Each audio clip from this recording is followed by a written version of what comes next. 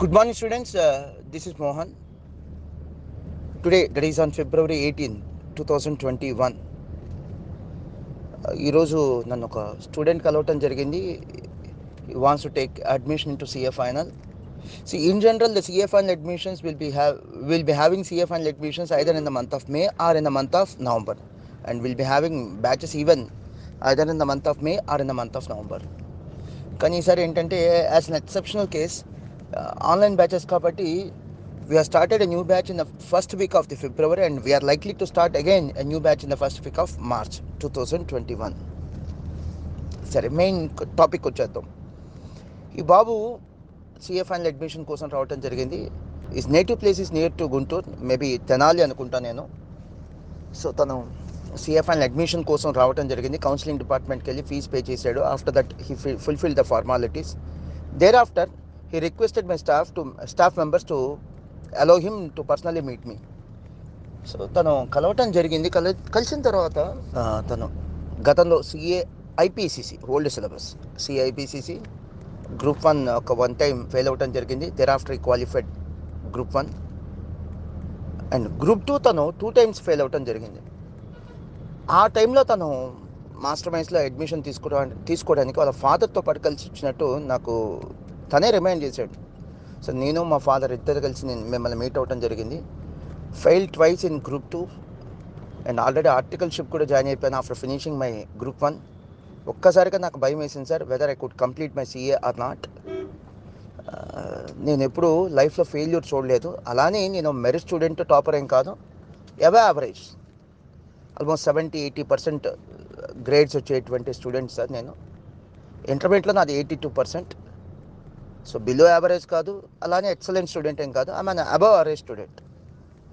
First time fail అయ్యేసరికి భయంతో మిమ్మల్ని కలవటం జరిగింది. సో ఆ రోజు మీరు ఒక మాట చెప్పారు సార్, ఆ ఒక్క మాట వల్ల యూ మేడ్ ఎ స్టేట్మెంట్, ఆ స్టేట్మెంట్ వల్ల నేను పాస్ అయ్యాను సార్ గ్రూప్ 2 అని అన్నాడు. ఏంట్రా అమ్మా అన్నాను. నేను కూడా ఎక్సైట్మెంట్ అడిగాను, మర్చిపోయాను, చాలామందిని కలుస్తుంటాను కదా డైలీ. ఎక్సైట్మెంట్ అడిగాను. సో మీరు చెప్పింది ఏంటంటే సిఏ కోర్సుకి ఉండాల్సినటువంటి అతి ముఖ్యమైన ఒక attribute, the most important attribute which a CA student should have. అదేంటంటే ప్రిపేర్ అయ్యేటప్పుడు, చదువుకునేప్పుడు భయంతో చదువుకోవాలి. ఫెయిల్ అవుతాం అనేటువంటి భయం అది ప్రతిరోజు ఉండాలి. మనం సరిగ్గా ప్రిపేర్ అయిపోతే ఫెయిల్ అవుతాం అని ప్రతిరోజు ఉండాలి. 190 అవుట్, మనకు 200 రావాలి గ్రూప్ 1 పాస్ అవ్వాలంటే. 190తో వచ్చి ఫెయిల్ అయిన వాళ్ళు ఉన్నారు, 195 మార్క్స్ వచ్చి ఫెయిల్ అయిన వాళ్ళు కూడా ఉన్నారు. సో అలా మార్జిన్తో కూడా ఫెయిల్ అవుతాం. మనం చేసే చిన్న చిన్న పొరపాట్లు, స్మాల్ మిస్టేక్స్ వల్ల ఏమవుతాయంటే it leads to a failure అనే భయం ఉండాలి. ఈరోజు ఒక రోజు ఖాళీ ఉంది, రెస్ట్ తీసుకోవాలి లేదా చదువుకోవాలి. ఒక గంట ఖాళీ దొరికింది, చదువుకోవాలి అనేటువంటి ఒక యాంగ్జైటీ ఉండాలి. సో చదువుకునేప్పుడు భయంతో చదువుకోవాలి. సిఏ కోర్సుకు కావాల్సిందే లేదా సిఎంఏ లాంటి ప్రొఫెషనల్ కోర్సుకు కావాల్సింది అదే. కానీ ఎగ్జామ్ రాసేప్పుడు ధైర్యంగా రాయాలి సార్ అన్నారు. ఇది నేను చెప్పింది బాబుకి. అంటే ప్రిపేర్ అయ్యేటప్పుడు సిఏ ఎగ్జామ్స్కి, సిఎం ఎగ్జామ్స్కి ప్రిపేర్ అయ్యేప్పుడు భయంతో ప్రిపేర్ అవ్వాలి, ప్రతిరోజు భయపడాలి. ఎగ్జామ్ రాసేప్పుడు ధైర్యంగా ఎగ్జామ్ రాయాలి.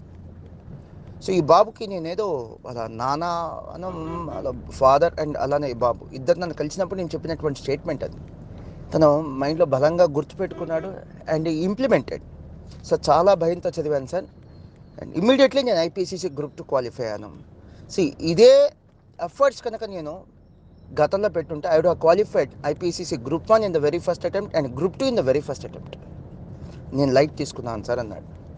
అండ్ స్టూడెంట్స్, నన్ను కలిసిన వాళ్ళకి నేను ఒక సింపుల్ ఎగ్జాంపుల్ చెప్తాను. ఎందుకంటే మీ క్లాస్ తీసుకునే వాళ్ళు, మీకు మంచి చెప్పేవాళ్ళు అంతగా నచ్చరు. మీరు జావెల్గా లైఫ్ లీడ్ చేయండి, ఎంజాయ్ చేయండి, సీరియస్గా తీసుకోవద్దు అని చెప్పేవాళ్ళు మీకు నచ్చుతారు. ఎందుకు టెన్షన్ పడతావు, లైఫ్ ఎంజాయ్ చేయి అనేవాళ్ళు మీకు నచ్చుతారు. సరే, okay. And 2 more things also I would like to bring to your notice. First one, నన్ను ఫెయిల్ అయ్యి మీట్ అయ్యే వాళ్ళు ఎక్కువ ఉంటారు. పాస్ అయిన తర్వాత నేను పెద్దకాలకు కూడా టైం కూడా ఇవ్వను, ఇంట్రెస్ట్ కూడా చూపించను. ఎందుకంటే పాస్ అయిన వాళ్ళకి మా సపోర్ట్ కావాల్సింది పాస్ అయిన వాళ్ళకి కాదు, ఫెయిల్ అయిన వాళ్ళకని నేను ఫీల్ అవుతాను. ఫెయిల్ అయ్యి నన్ను కలిసేటువంటి స్టూడెంట్స్కి నేను ఒక క్వశ్చన్ అడుగుతుంటాను. ఏమా, మీరు సిఏ ఇంటర్ ఫెయిల్ అయ్యారు, లేదా సిఏ ఫైనల్ ఫెయిల్ అయ్యారు, లేదా సిఏ ఫౌండేషన్ ఫెయిల్ అయ్యారు, ఏదైతే అది ఫెయిల్ అయ్యారు కదా, మీ ఉద్దేశంలో మీ 10th క్లాస్ ఎగ్జామ్ ఛాలెంజింగ్గా ఉందా, లేదా ఈ సిఏ ఎగ్జామ్ ఛాలెంజింగ్గా ఉందా అని అడుగుతాను. ఆబ్వియస్లీ స్టూడెంట్ ఏం చెప్తాడంటే సిఏ ఇంటర్ ఛాలెంజింగ్ సార్, లేదా సిఏ ఫైనల్ ఛాలెంజింగ్ సార్, లేదా సిఏ ఫౌండేషన్ ఛాలెంజింగ్ సార్. తను ఏ ఎగ్జామ్ ఫెయిల్ అయ్యాడో ఆ ఎగ్జామే ఛాలెంజింగ్ అంటాడు. ఆబ్వియస్లీ తను చెప్పే మాట అదే, ఏ స్టూడెంట్ అయినా చెప్పే మాట అదే. నా ఇమీడియట్ నెక్స్ట్ క్వశ్చన్ ఏంటంటే, మరి మీరు 10th క్లాస్కి ఎక్కువ ఎఫర్ట్స్ పెట్టారా, సిఏ ఫౌండేషన్కి ఎక్కువ ఎఫర్ట్స్ పెట్టారా? 10th క్లాస్కి ఎక్కువ ఎఫర్ట్స్ పెట్టారా, సిఏ ఇంటర్కి ఎక్కువ ఎఫర్ట్స్ పెట్టారా అని అడుగుతాను. హానెస్ట్గా చెప్పమ్మా అంటాను. అందరు కాకపోతే మెజారిటీ ఆఫ్ ది స్టూడెంట్స్ చెప్పేది అంటే మేము 10th క్లాస్కి ఇంకా సిన్సియర్గా చదివాం సార్, 10th క్లాస్కి ఇంకా సిస్టమేటిక్గా చదివాం అంటారు. మరి ఒక సిఏ ఇంటర్ ఫెయిల్ అయిన స్టూడెంట్కి నా క్వశ్చన్ అదే. ఇప్పుడు ఫెయిల్ అయ్యి అడ్మిషన్ జరుగుతున్నాయి, వాళ్ళకు కూడా చెప్తున్నాను.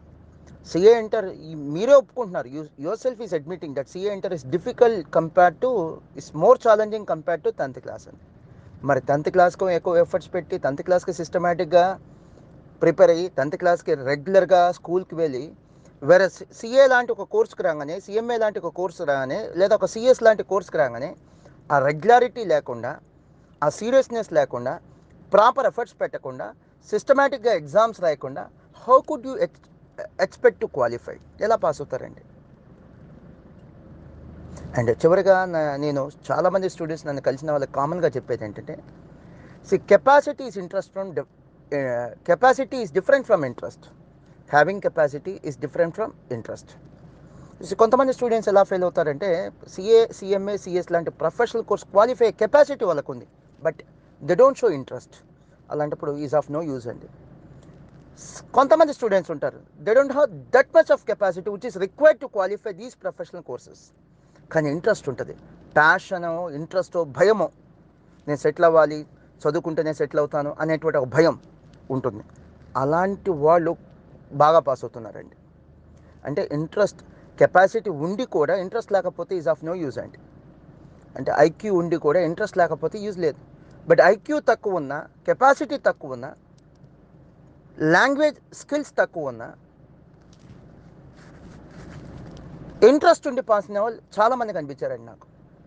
సో మీకు ఇంట్రెస్ట్ లేదు, దో యూ హ్యావ్ కెపాసిటీ, మీరు క్లారిటీ తెచ్చుకోండి, ఈ కోర్స్ కంటిన్యూ అవ్వాలా లేదా, ఒక క్లారిటీ తెచ్చుకోండి. కంటిన్యూ అవ్వదలుచుకుంటే ఇంట్రెస్ట్ పెంచుకోండి, ఇష్టం పెంచుకోండి, వర్క్ చేయండి. కంటిన్యూ అయ్యే ఉద్దేశం లేదనుకోండి, రెస్పెక్ట్ ఆఫ్ యువర్ కెపాసిటీ, మీకు సీఏ చేసే కెపాసిటీ ఉన్నా లేకపోయినా ఒక డెసిషన్ తీసుకోండి, టేక్ ఏ కాల్. బెటర్ ఈ కోర్స్ నుంచి మీరు వెళ్ళిపోవడం మంచిది. లేదు ఈ కోర్స్ చేయాలనుకుంటే మాత్రం టైం పాస్ చేస్తూ చదవద్దు, ఇంట్రెస్ట్నే చదవండి. ఇంట్రెస్ట్ ఉండాల్సిన చదువు మీద కాదండి, మీ ఫ్యూచర్ మీద. త్వరగా క్వాలిఫై అయితే నేను నా లైఫ్లో జర్నీ స్టార్ట్ చేయొచ్చు అనేటువంటి ఒక ఇంట్రెస్ట్ మీ ఫ్యూచర్ మీద మీకు ఉండాలి. ఆ ఇంట్రెస్ట్నే చదవండి. ఇంట్రెస్ట్ లేకుండా మాత్రం ఈ కోర్స్ అయితే మాత్రం సాధ్యం కాదండి. You can't reach the destination. First ఇంట్రెస్టే ఇక్కడ మేజర్ పాయింట్ అండి. ఇంట్రెస్ట్తోనే చదువుకోండి. కెపాసిటీ అనేది ఇక్కడ పెద్ద ఇంపార్టెంట్ ఫ్యాక్టర్ అని నేనైతే అనుకోను. బట్ కెపాసిటీ కంటే మేజర్ ఫ్యాక్టర్ ఏంటంటే ఇంట్రెస్ట్. సో ఫెయిల్ అయిన వాళ్ళు you have this question with your self. ఏంటి ఆ క్వశ్చన్ అంటే, నిజంగానే ఈ కోర్స్ నేను చదవలేక ఫెయిల్ అయ్యానా, చదవక ఫెయిల్ అయ్యానా? నా ఇంకెపాసిటీ వల్ల ఫెయిల్ అయ్యానా, అంటే నా కెపాసిటీ లేక ఫెయిల్ అయ్యానా, లేదా నేను ఎఫర్ట్స్ పెట్టలేక ఫెయిల్ అయ్యానా? నిజంగానే మీరు కెపాసిటీ లేక ఫెయిల్ అయ్యారనుకోండి, better you choose some other course అండి. లేదు నేను ఇంట్రెస్ట్ పెట్టకపోవటం వల్ల, ఎఫర్ట్స్ పెట్టకపోవటం వల్ల ఫెయిల్ అయ్యాను అనుకోండి, నా it's a right time to take a decision అండి. ఇంట్రెస్ట్తో చదవండి, లేదా యూ క్విట్ దిస్ కోర్స్ అండి. God bless you.